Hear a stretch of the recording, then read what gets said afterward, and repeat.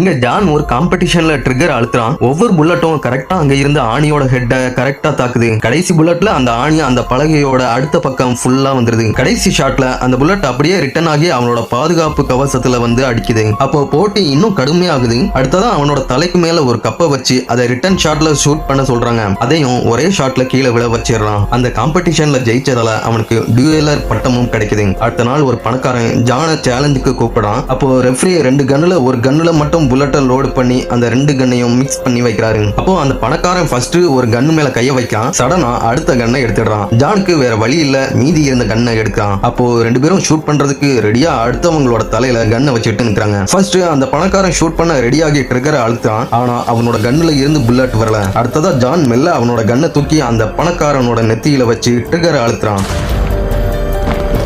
அன்னையில இருந்து நிறைய பணக்காரங்க ஜான டியூயல் காம்படிஷனுக்கு அதிக பணத்தை கொடுத்து வாங்க ஆரம்பிக்கிறாங்க. கொஞ்ச நாள்ல அவனுக்கு இன்னொரு டியூயல் கன் சேலஞ்ச் வருது. அதுல போட்டியில கலந்துக்கிற 2 பேருக்கும் நடுவுல ஒரு பெரிய ஸ்கிரீன் இருக்கும். ஸ்கிரீனுக்கு அந்த பக்கம் இருக்கிறவங்களை யார் ஃபர்ஸ்ட் ஷூட் பண்றாங்களோ அவங்க தான் ஜெயிப்பாங்க. அப்போ சன்லைட்ல ஜானோட நிழல் தெரிஞ்சதும் ஆப்போனன்ட் வேகமா ஷூட் பண்றான். உடனே எல்லாரும் ஜான் இறந்துட்டான்னு நினைக்கிறாங்க. ஆனா அவன் தப்பா ஷூட் பண்ணனதால அடுத்த செகண்டே ஜான் ஆப்போனன்ட்டை முடிச்சிடறான். அடுத்த நாள் ஒரு பணக்காரன ஜான் காம்படிஷன்ல கொண்டுட்டான்னு ஜானை அரெஸ்ட் பண்றதுக்காக போலீஸ் அங்க வர்றாங்க.